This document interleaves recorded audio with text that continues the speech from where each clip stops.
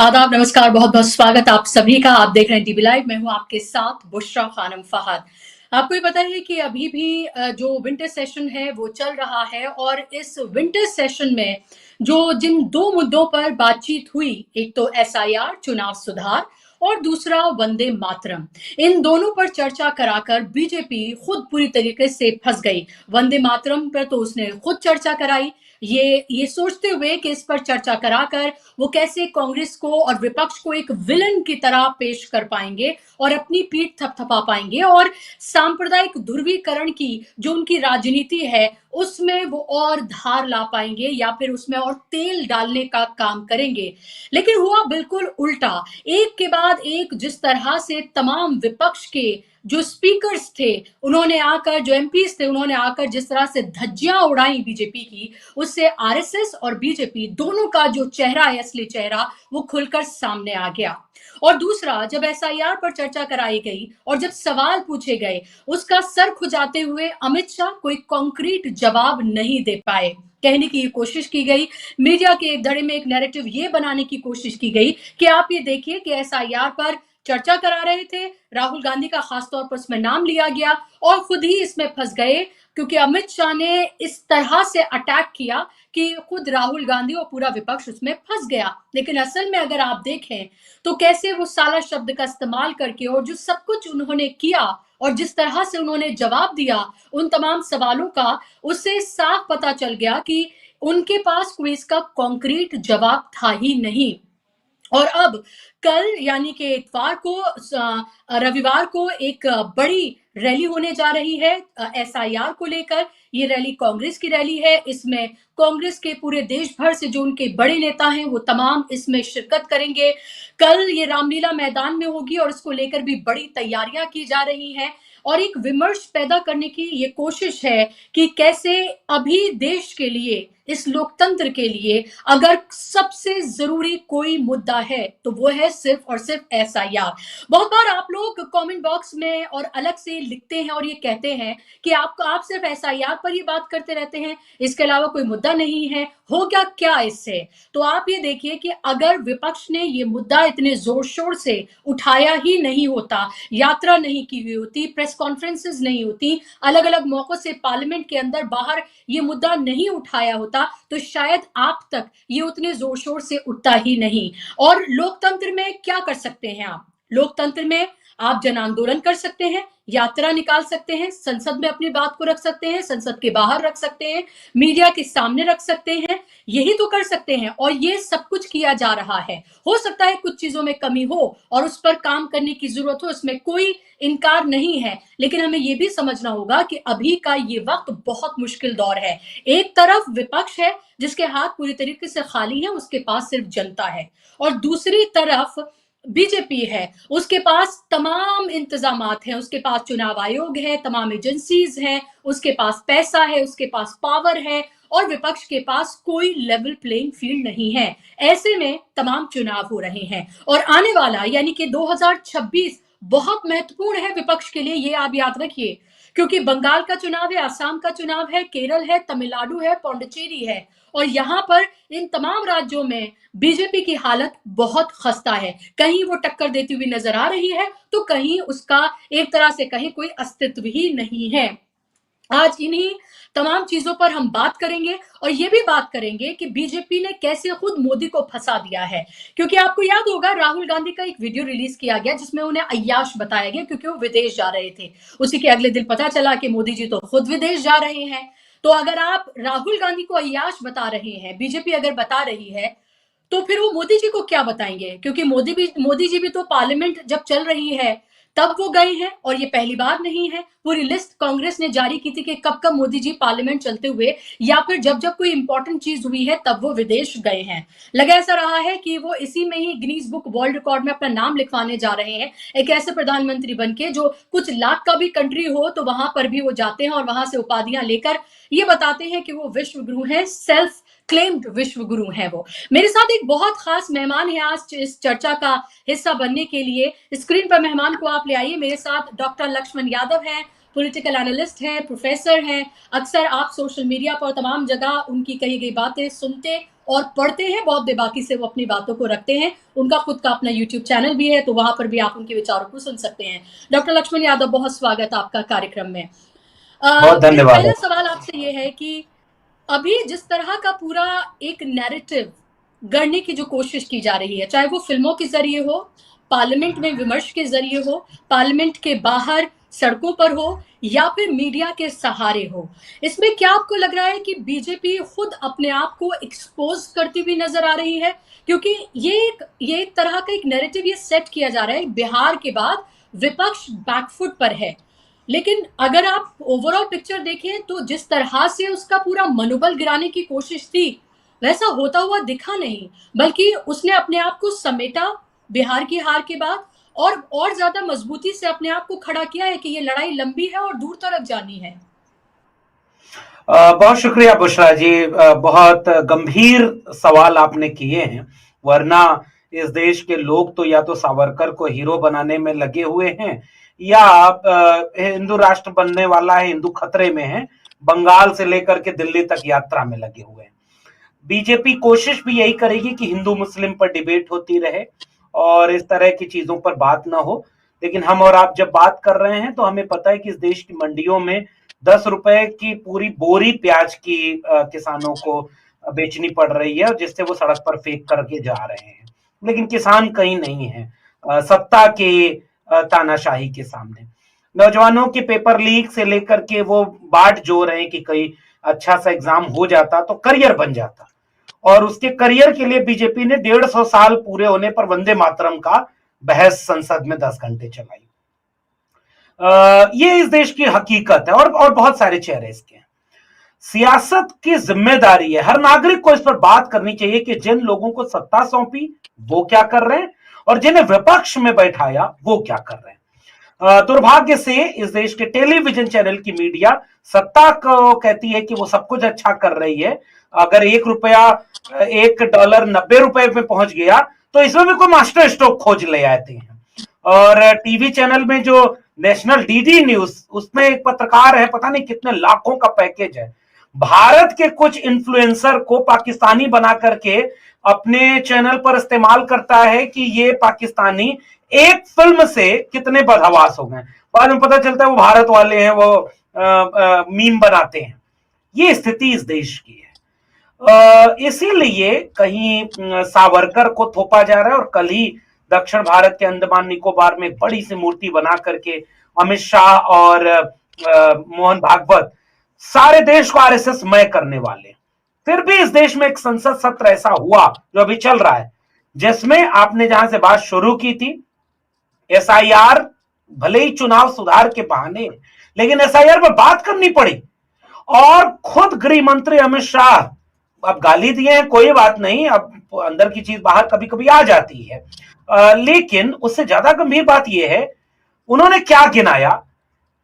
कांग्रेस ने, नेहरू ने कब गलती की, इंदिरा गांधी ने कब वोट चोरी की, राजीव गांधी ने क्या गलती की, और कोई नियम नहीं बना, सब पहले गलती हो चुकी थी, बीजेपी कुछ कर ही नहीं रही। इस देश में जो कांग्रेसी नहीं है वो अभी तो इस देश का नागरिक है, उसे आप ये समझा रहे हैं कि कांग्रेस ने ज्यादा बड़ी गलती की थी, ज्यादा बड़ी चोरी की थी, हम छोटी चोरी कर रहे हैं, ऐसा नहीं है।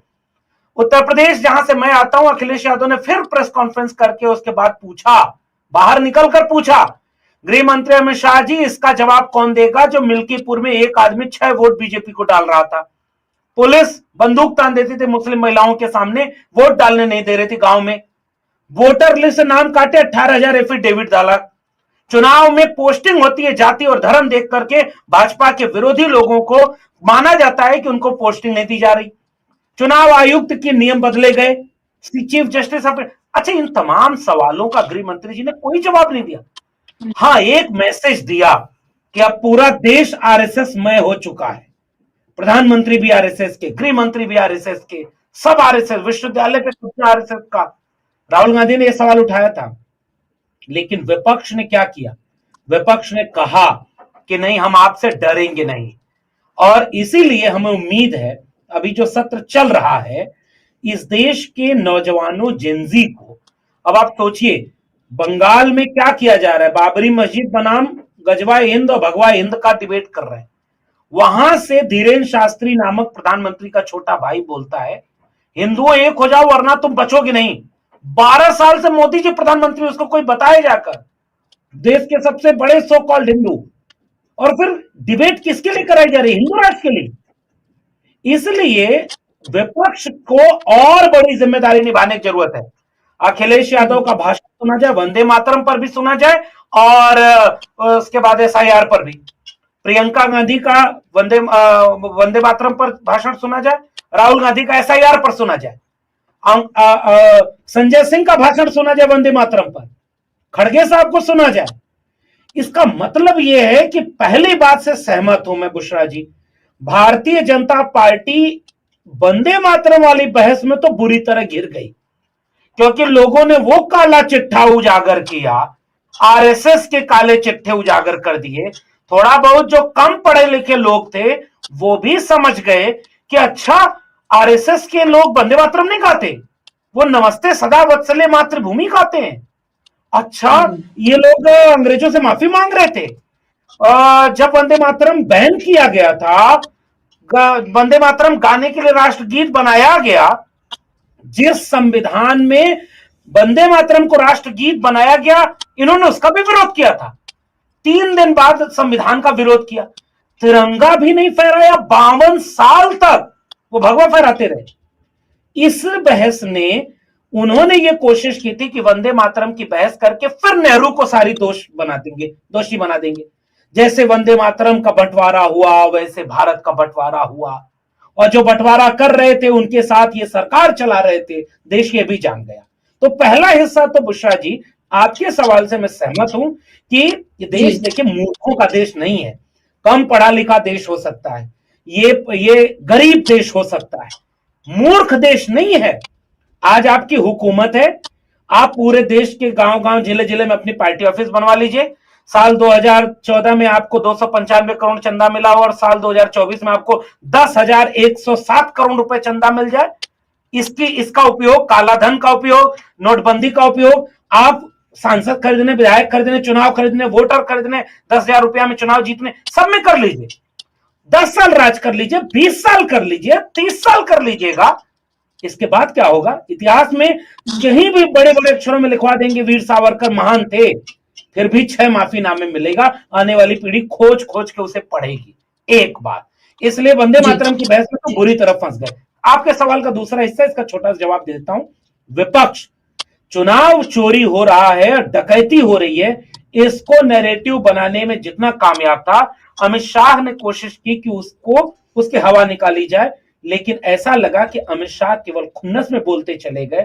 आरएसएस के नाम पर पूरे देश को डरा रहे थे कि जो जो आरएसएस के शरण में आएगा वही देश में बचेगा, अगर उसके बाहर तुम विरोध कर रहे हो तो फिर समझ लो अपना, न विश्वविद्यालय में बचोगे न देश में बचोगे, आरएसएस में पूरा देश हो चुका है।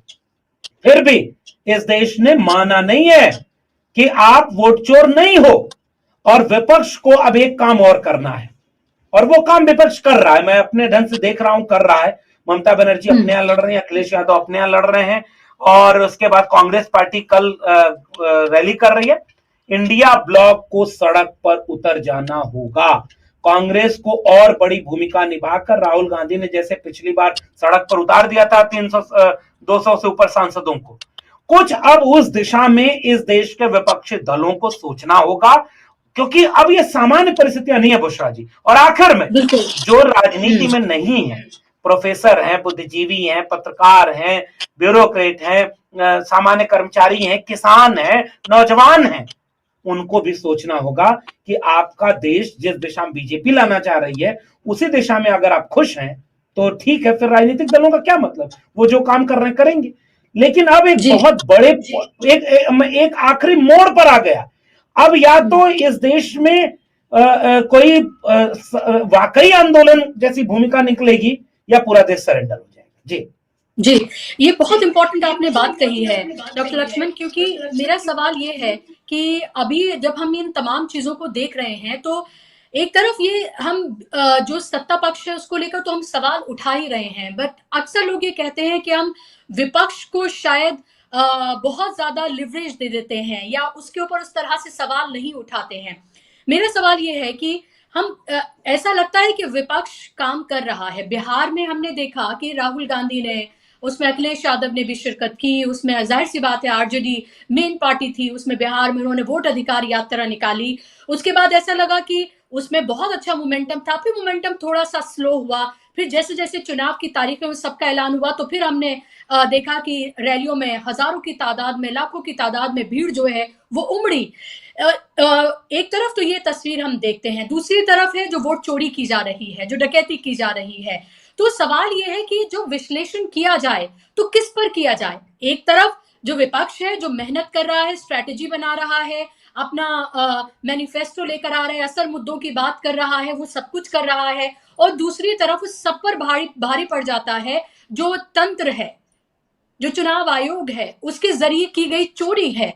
तो जब विमर्श किया जाए तो फिर किस पर किया जाए, क्योंकि एक लाइन तो कोई चुननी होगी, या तो ये या फिर वो, क्योंकि अगर आप एक नहीं चुनेंगे तो जाहिर सी बात है कि फिर आप बेईमानी करेंगे।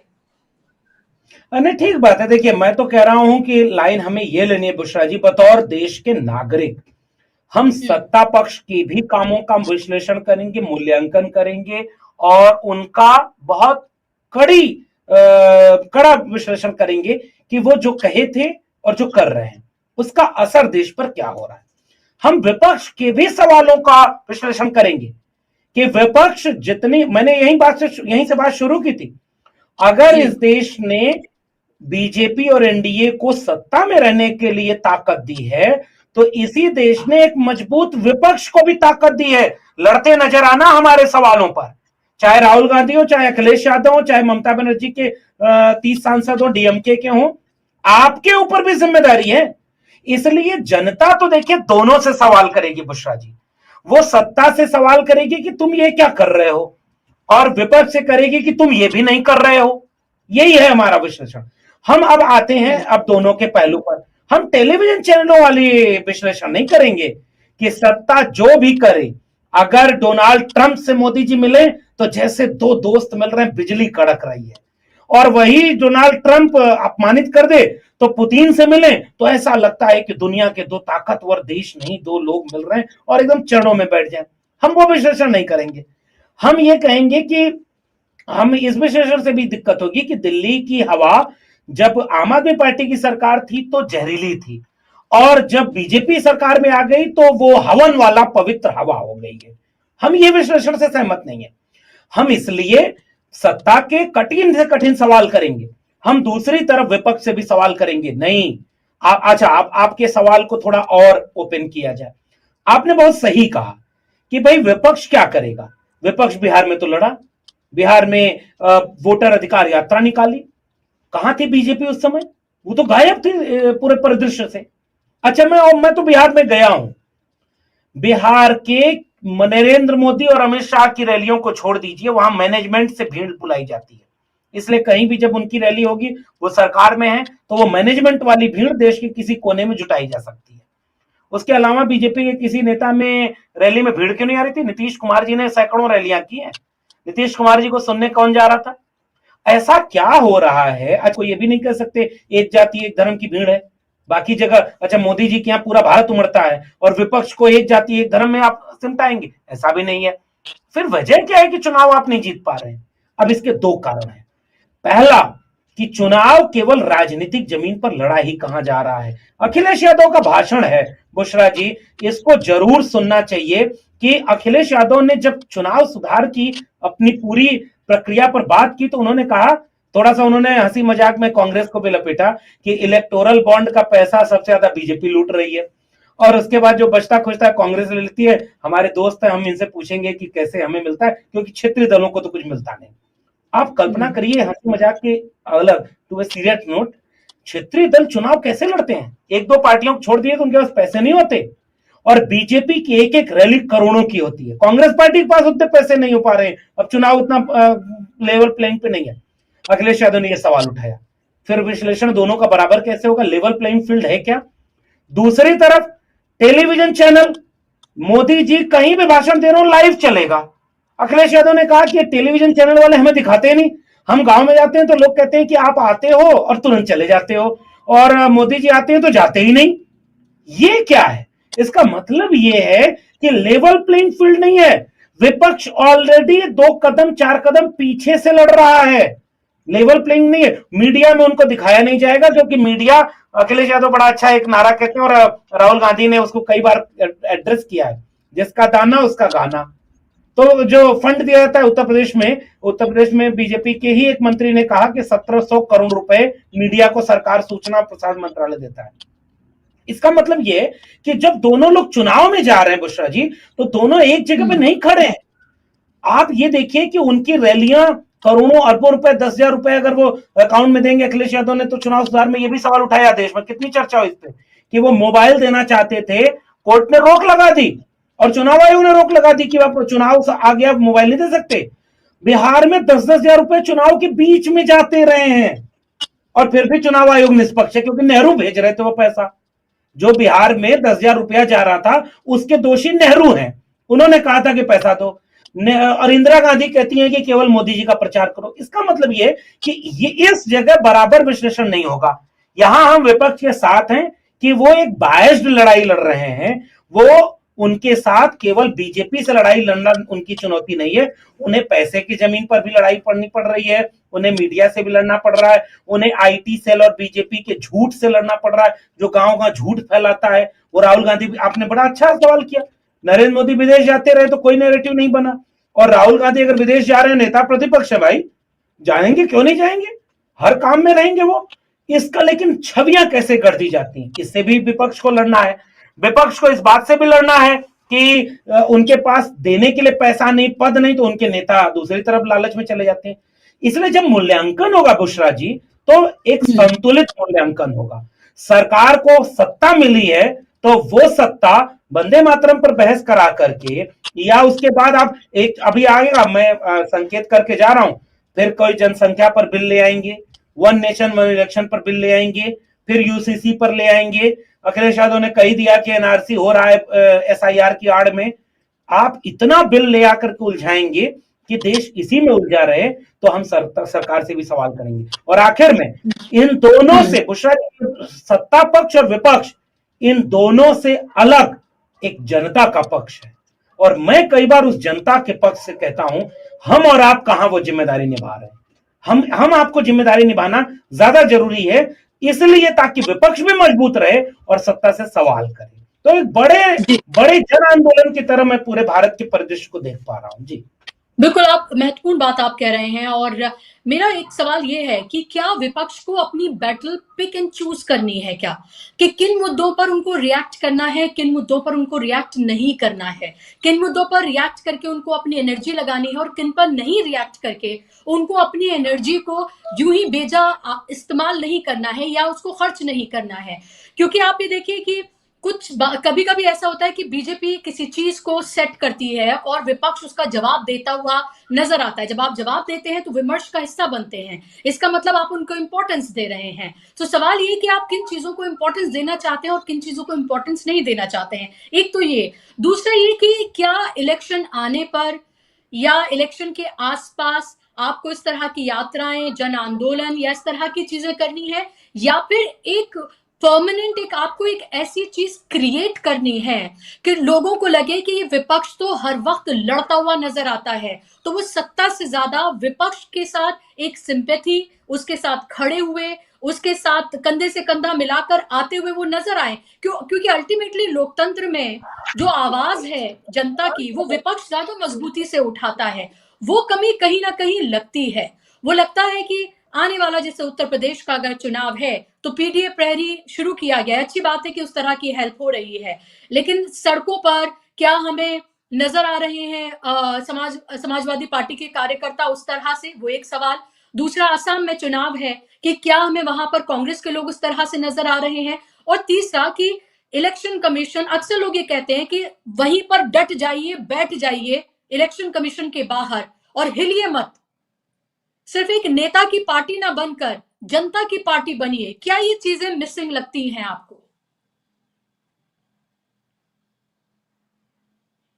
आवाज अनम्यूट कर लें जी।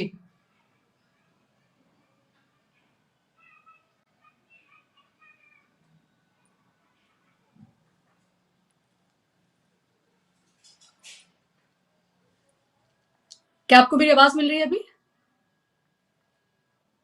अच्छा, आपकी आवाज नहीं आ रही है मुझ तक।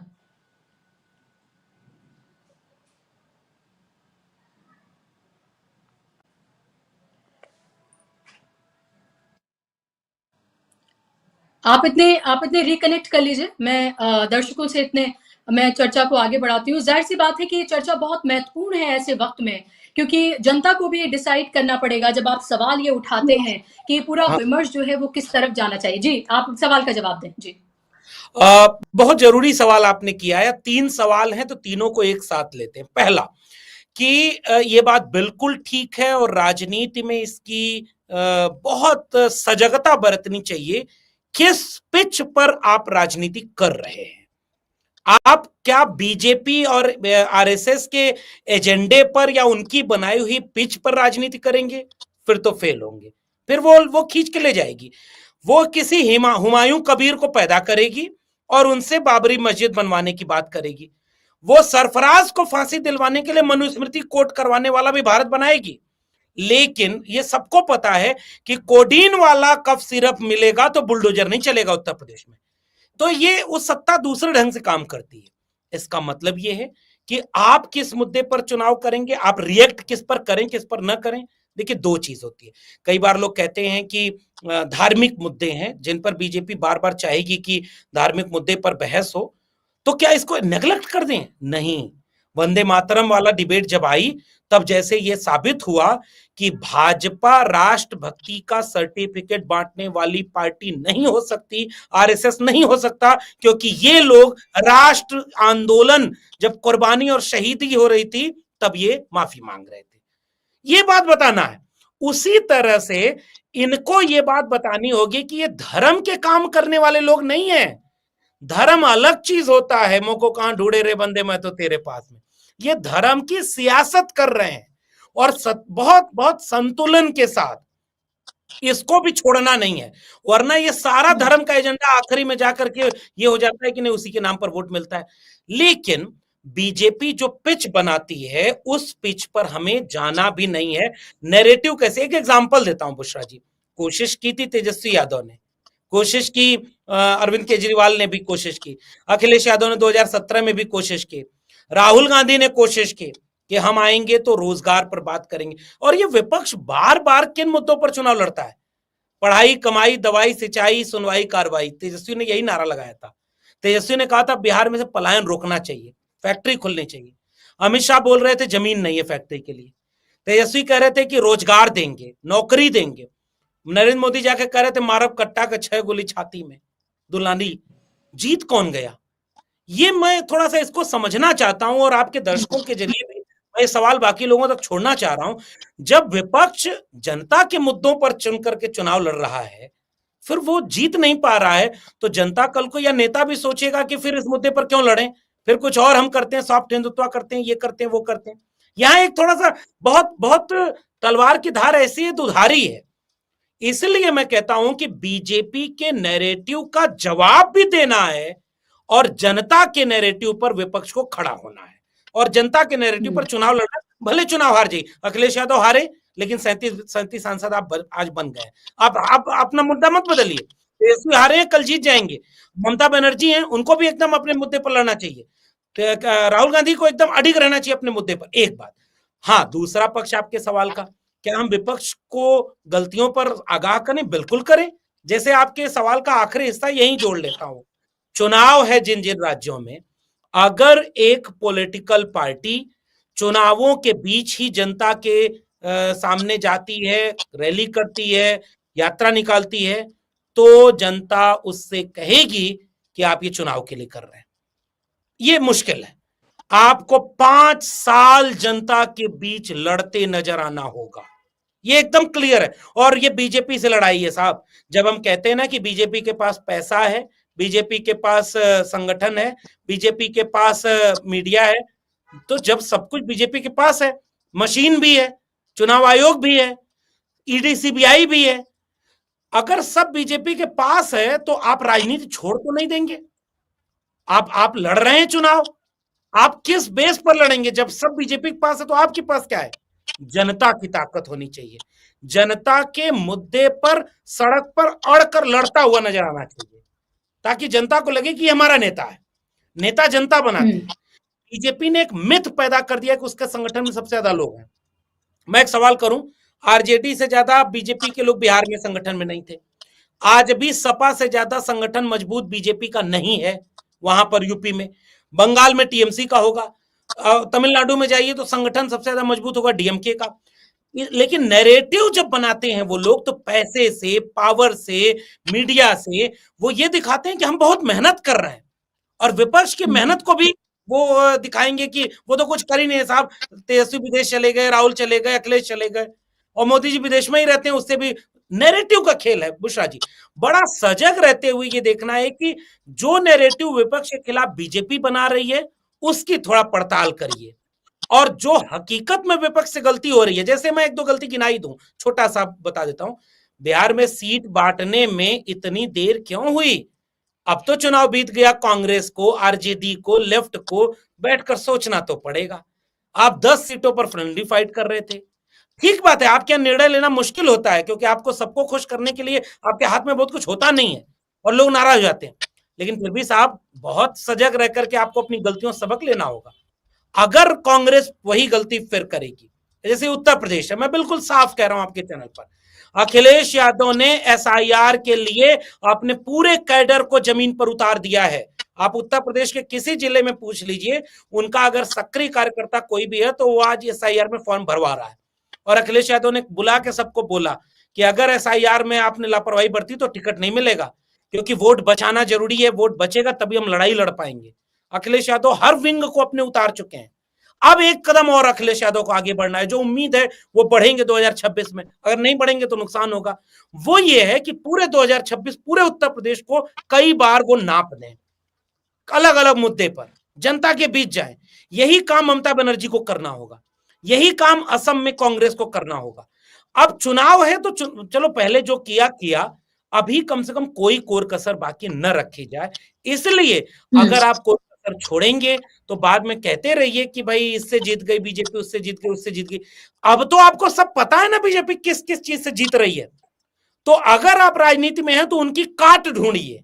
अब उसको बार बार मत कहिए कि वो वोट कटवा दिया, वो मशीन से जीत रहे हैं, वो मशीनरी से जीत रहे हैं। नहीं, आप जिससे जीत सकते हैं उसके लिए पूरी तरह से अपने को झोंक दीजिए। ये पार्टी बचाने और विधायक मुख्यमंत्री बनाने का कोई चुनाव नहीं है। अब ये देश बचाने तक हम जा चुके हैं, इसलिए यहां पर पहुंचना होगा। और आखिरी बात, आपने बिल्कुल ठीक कहा अपने आखिरी हिस्से में कि भाई ये जो पूरे देश में हो रहा है, प्याज पर जब दाम बढ़े थे, सरकार गिर गई थी, तो जनता सवाल करती थी, जनता सवाल करती थी।